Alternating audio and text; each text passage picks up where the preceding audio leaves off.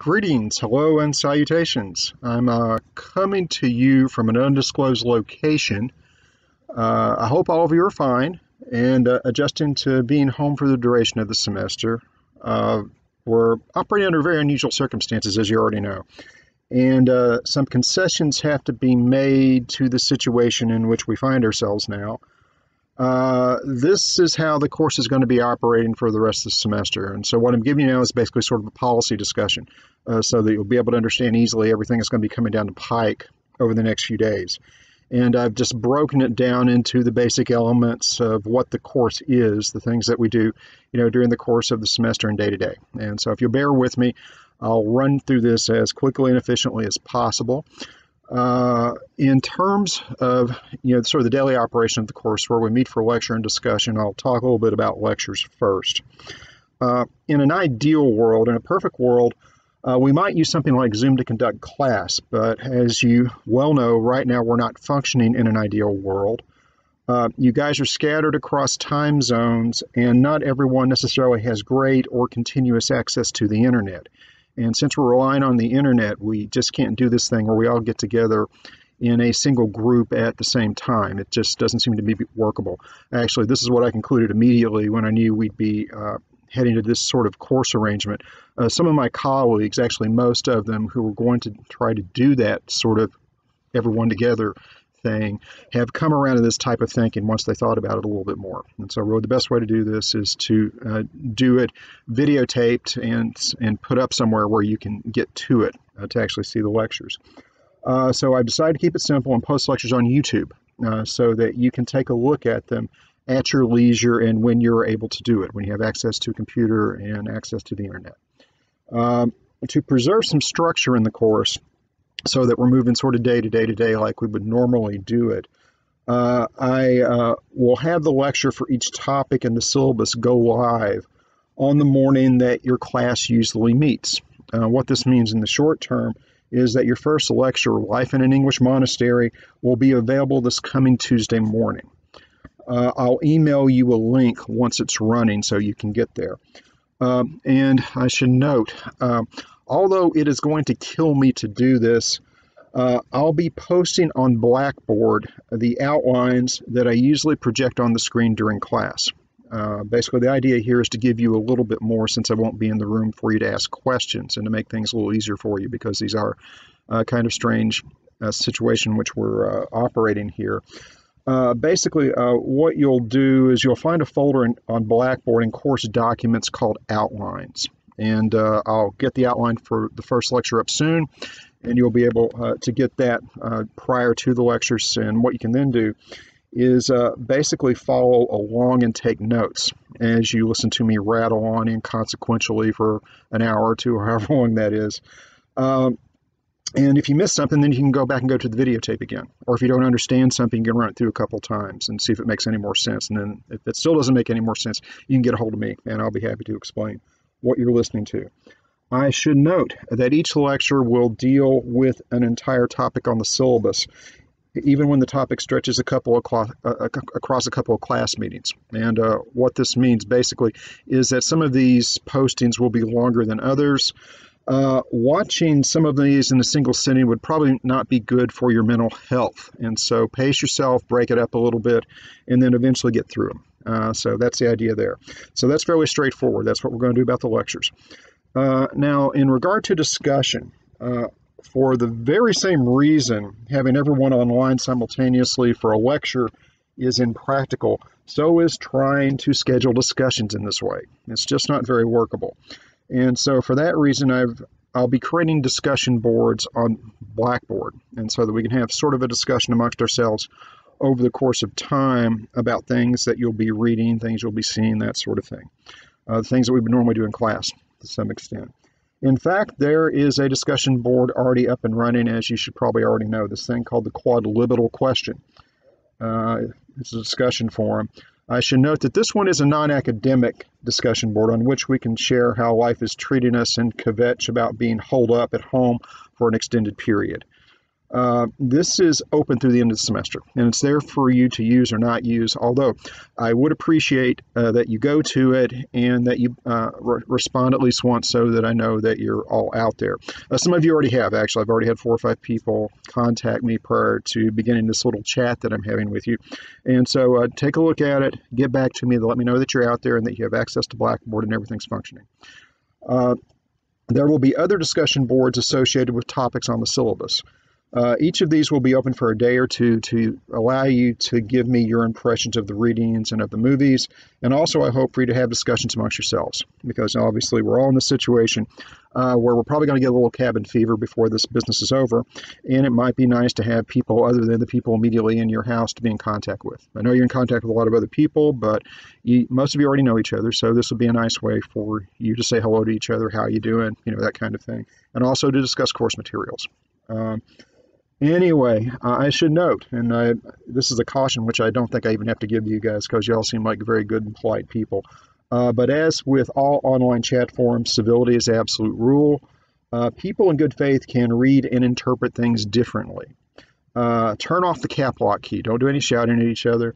And it's fine to disagree about ideas, but it's never good to disagree with a person as a person. And that's always to be avoided. And so that's how we're going to try to do a little bit of discussion. In terms of the readings for the course, this is a somewhat more problematic thing, and I'll spend a few minutes telling you how we're going to cope with that. I can't assume that every one of you took all your books with you over spring break. I remember how I was in college, and I think it is highly unlikely that I ever took every one of my books with me when I left campus. It sometimes takes some, but we can't assume that you all did. And so what we're going to have to do is makeshift things a little bit to make certain that you get what we need for the course. Consequently, I've made some other arrangements. I should note first that you can go to Red Shelf on the UR bookstore site, and you can have use of a digital copy of Gillingham and Griffith's Medieval Britain, the short text that we've been using for the second portion of the course. On the site, you're supposed to have actually free use of this for the remainder of the semester. It's something where the publishing companies have decided to do the right thing. And since a lot of people have already purchased books, it's no skin off their nose if they give you digital access to something that was used in the course. On the site, it lists a price of 80 cents for this, which is kind of low. Maybe they'll enforce that. But as a UR student, you're supposed to be able to select up to 7 textbooks gratis. And so you can go and pick up a copy of Gillingham and Griffiths that way. It is an unfortunate reality that neither the Amped Reader nor Judith Bennett's Medieval Life is available either on Red Shelf or Vital Source, these 2 places where you can go and get basically free downloads digitally of textbooks. I've made arrangements to replace them with something else. I mean, since they're expensive books, I just can't see making you pay for digital access to them. You've already paid pretty good money to get them in the first place in terms of the hard copies. And so this is what I'm going to do. To replace the Amped Reader, which is obviously primary documents, it's the source book, I've created something called the Blackboard Reader, and which you'll find, obviously, on Blackboard. There's a folder in course documents already called Blackboard Reader. And as the course proceeds, folders will magically appear, materialize for each topic. There's already a folder there for Life in an English Monastery, and within that folder you'll find a single thing, an out-of-copyright translation of Jocelyn of Brakeland's Chronicle. I know at least one of you took your Jocelyn of Brakeland with you and been reading it a bit, and it's great if you took the other version, the modern version. This one, the translation's a bit different. It's a little archaic. It's very sort of 19th, early 20th century, but it is readable, and you get basically the same idea from it. And so if you don't have your copy of Jocelyn with you, go ahead and use this one. It's perfectly fine. I ran through it. As is the case with a lot of these old out-of-copyright translations, they get optically scanned, and the optical scanning software makes some mistakes. So I went through and tried to clean it up as much as possible, but you might find the odd sort of like typo or whatever in it, but it seems pretty clean at this point, so you should go ahead and use that. to get access to Jocelyn. And I certainly encourage you to read Jocelyn. You know, we've been talking a little bit about the church and about political society in medieval England, and you'll see all these things converge basically in this chronicle. It's a fascinating piece. It shows you how monastic institutions, even though they are supposed to be separated from the world, also operated within the world during this period, and the overlap between the two and how that was negotiated. So I consider it one of the better chronicles about monastic life and how monks and secular people interact with each other and how the monks interact with one another. And so take a look at it. And so we'll also be talking about it. I'll be setting up some discussion for that one. As a substitute for Judith Bennett, and it's a shame we can't read Judith Bennett's Medieval Life. It's a fascinating piece. You'll be given an assignment from something called the Book of Margery Kempe, and that'll also eventually appear in the Blackboard Reader under the women topic later in the semester. Beyond these two books, the Blackboard Reader will contain a lot of out-of-copyright, fairly brief primary source materials to use with the other topics within the course. And so this is something that I didn't do for this course, but in other courses in the past, most of my reading has been from the Blackboard Reader for sources, because some courses lend themselves to it more than others. And so we'll use what we can here. And I've salvaged what I can and found a few new things to stick into it. Now, about the movies. This semester, you've already seen The Lion in Winter. You're supposed to be seeing Braveheart and Henry V before the end of the semester. And I say, yes, indeed, let's look at the movies. When you have a chance, and sooner rather than later, since it's coming up fairly soon on the syllabus, and actually I should note parenthetically, I'll be posting a revised copy of the syllabus here in a couple minutes, so you know where everything's heading in the course this semester. We'll be discussing Braveheart soon. That topic's coming up. I should note, however, that it's a film for adults. It's violent, some horrific battle scenes, and a very disturbing scene near the end of the film, obviously, so maybe you already probably know what it is. Many of you have probably already seen the film, for that matter. And there's some sexual situations in it. I should note that my wife, who is a medievalist, has refused to ever see the film because she knows it's very violent and that bothers her. So if you're bothered by the content, you're not absolutely obliged to screen it. But it's out there. I can't make it available to you free, but it's available on a wide range of platforms. Go to YouTube, go to Amazon Prime if you have it, and you can probably already get it free. If you have a Netflix subscription, I suspect it's probably there. Google can probably get it for you, Google Play or one of those platforms. And so you can get to it easily for a very small fee if you don't already have a free way of getting at it. Maybe you can have a movie night with your parents or any friends that you might be basically confined with as we wait out the problems with the coronavirus. I'll post a study guide for it, and there will also be a discussion board for it, so you can give me your impressions, and I hope people will, in fact, give me their impressions of it. It's a very interesting film in a number of ways. Once discussion is closed down, I'll make a few comments about it in video form and post them, where I give sort of my views on it in terms of its strengths and weaknesses as a portrayal of history. And so when you get a chance, take a look at Braveheart. I'll say more about it, probably cajole you via email to go ahead and do that sometime sooner rather than later. So those are the basic sort of day-to-day things we would be doing in class, how we're going to deal with those. Then there are the out-of-class things that we do. We need to complete a paper before the end of the semester. And I've already redone the schedule. And I've already moved the prospectus back a couple of times, so you know what the date for that is. You need to get your prospectus in by the 31st of March.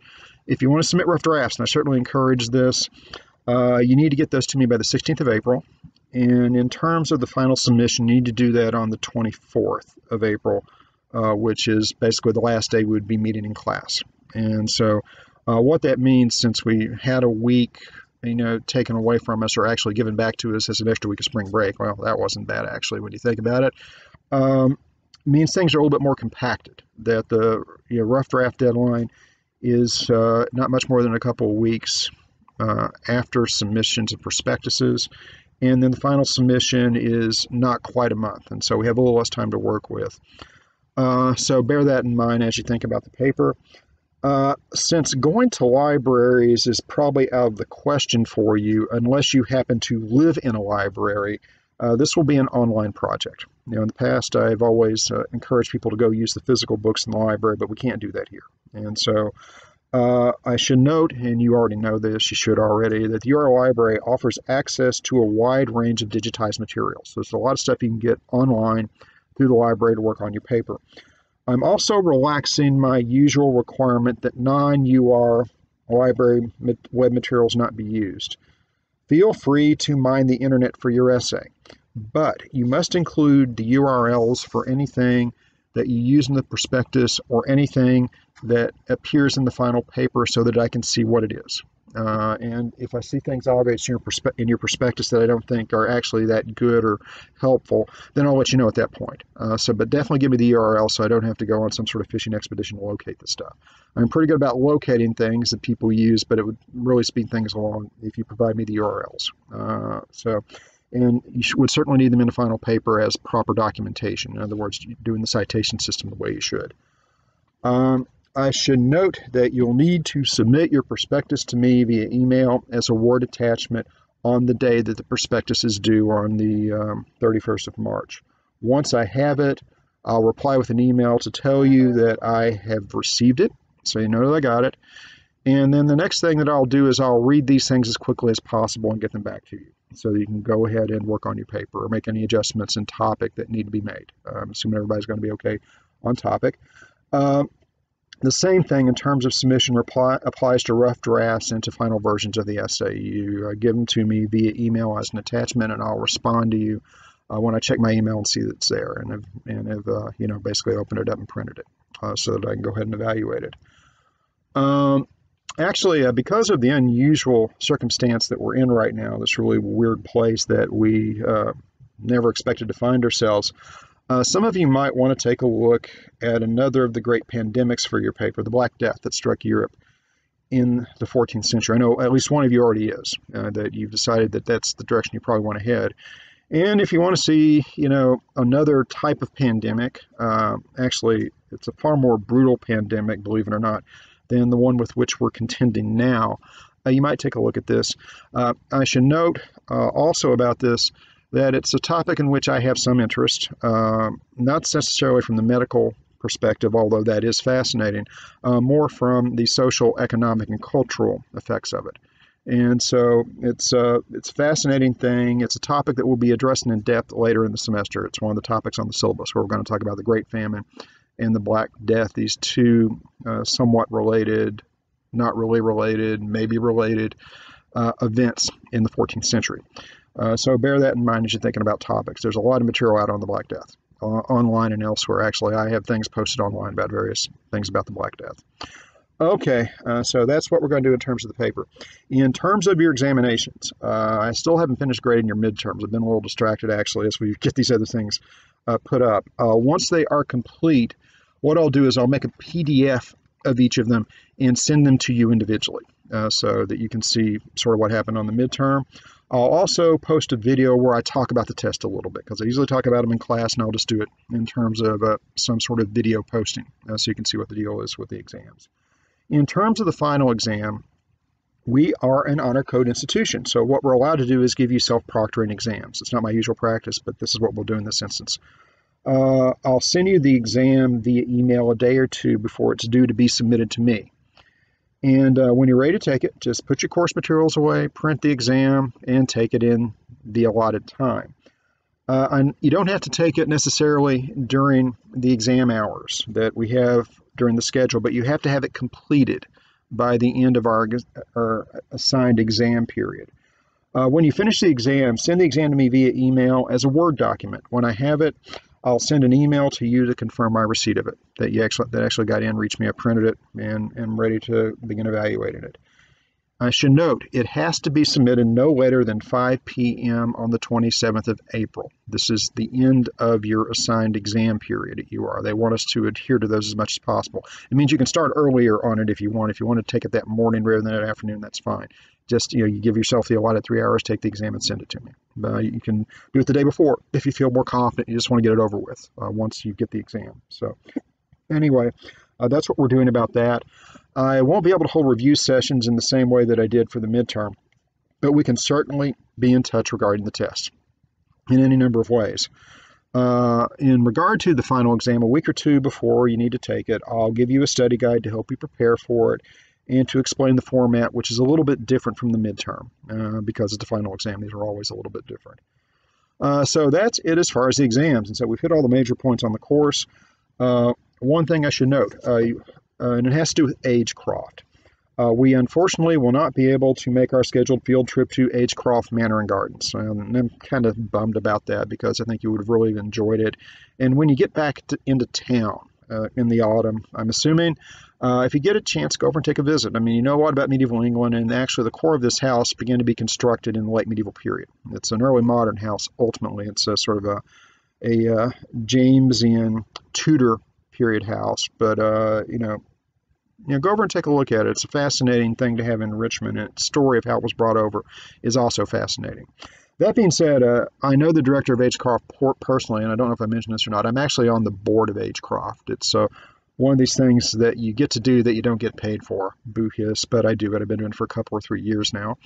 And the director of Agecroft and I are in discussion about the possibility of doing something digital for you.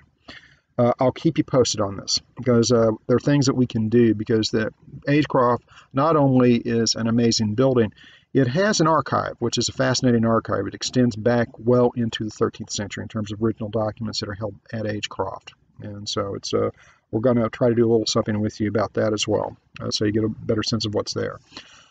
So that's all the core stuff. The one outstanding issue to talk about is your ability to be in contact with me. Just to retain a little structure, I'm actually keeping my office hours, which are Tuesday and Thursday from 12:30 to 3 p.m. And what that means is I'll have my computer up and my email open so that if you're emailing me, you can contact me then, or you can just go ahead and call me. You have my home phone number. If you've lost it, it is area code 804-204-1312. So there's that. And you can call or email me whenever you want outside office hours as well. Basically, I'm just here at this point. I may experiment a little bit with Zoom in case anybody wants something more like a face-to-face meeting so we can have a chat on a one-on-one basis. Or maybe if a couple of you want to chat about something, maybe we can arrange something like that. We'll see. I'll let you know about it once I've downloaded the software and taken a look at it. Obviously, I immediately decided this wasn't the best thing to do courses with, but for something like an office hour discussion, it might be a much better thing to use. And so I'll check into that. I should note, as is the rest of the universe, basically, I'm at home pretty much all the time now. So feel free to get a hold of me as long as it's not at some strange hour. And as you know, I tend to go to bed pretty early and get up pretty early in the morning. And so if you try me anytime past 9 o'clock, you're probably not going to be able to get a hold of me. The upside of that is if you're an early riser, I'm usually up and awake. We've been sleeping in, I guess, to about 5:30, which is sleeping in for us these days. But I'm usually conscious by 6. I may not be in the house at that point, but we tend to go out and take a walk in the morning these days. But I'm going to be around. So feel free to bother me. It is your right to bother me. That's why they pay me the big bucks. And so keep that in mind as we go forward. I should note also this little Jeremiah that I've just been giving you. I'll be posting my notes for it on YouTube, on Blackboard. You can consider these notes an addendum to the discussion of course policy in the original syllabus, because that's basically what we are doing with this. We're describing how the course will run now that we're dealing with the coronavirus problem. And so I'll place it in the syllabus file in Blackboard under the name Coronavirus Course Policy Addendum. And so you can go and find that there if you're confused about any of this stuff. That way you have it in writing basically how we're going to operate the rest of the course as we contend with this issue that we're contending with. That being said, that's all that I really need to do in this initial video. I would appreciate, I'm going to send an email out telling you that this is here. It'll probably, I suspect, given the nature of YouTube, it'll probably be available, as I'm doing this, what time is it? It's about 2 o'clock on Friday afternoon on the 20th. It'll probably be up on YouTube by midnight tonight.